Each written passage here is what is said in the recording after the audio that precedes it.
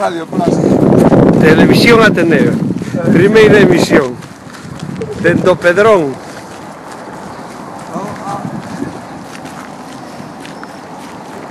Mira que ruta Xacobea.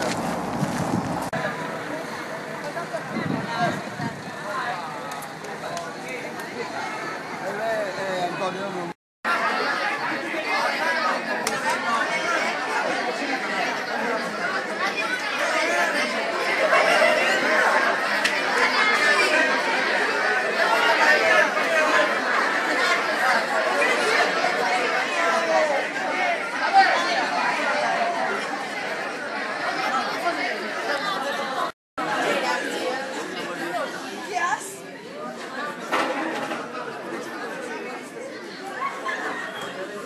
Hola, señoras e señores, sobre todo señoras, que hai unha porcentaxe do 65% femenino.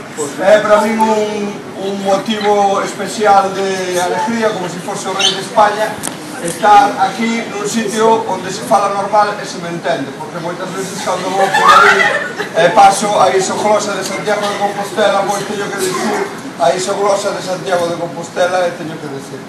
Entón, como vos podedes falar, o lobo aforcouse e converteuse nun cura sin sotar. E o rapaz dixe, home, sí, pero non pode discutir porque está a punto de adormecer.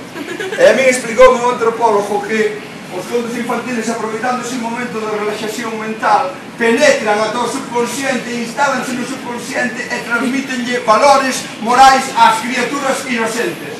Valores que esas persoas, cando chegan a adultos dentro de pouco vos, ides defender como se fosen ideas propias. Di, no, isto ocorreuseme a min. E é mentira! Eso foi vos inoculados na primeira infancia a través do conto clásico. E cando unha persoa chega a adulta e é machista, ou é racista, ou é do Real Madrid,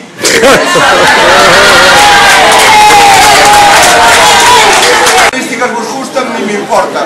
É a poñer un exemplo, pero digo eu que eso non é unha creación propia, ese simplemente é algo inoculado na primeira infancia polos... O subconsciente non sabedes o que é. Bueno, se vos portades ben, que é improbable ao final, explico, porque teño unha explicación boísima do que é o subconsciente. Moi ben, vamos poñer un exemplo de como os contos infantis moi famosos transmiten valores morales que eu creo que xa non son útiles na actualidade. De unha familia que ten a persoa máis bella da familia marginalizada do núcleo familiar e vivindo nunha casa aillada no medio do bosque. É a aboa. A esa bella que teñen apartada do núcleo familiar, que é a primeira lesión dese conto, os vellos sobran, hai que telos longe. Lévanlle a comida todos os días. Segundo o conto infantil, lévanlle unha xerriña de mel e tarta de arándanos, que é malo para unha bella polo diabetes. E segundo o conto clásico, lévanlle feixón con pé de porco e tousiño, que tampouco é recomendable para unha persoa de idade. Quen lle leva os alimentos a esta bella? Un transportista profesional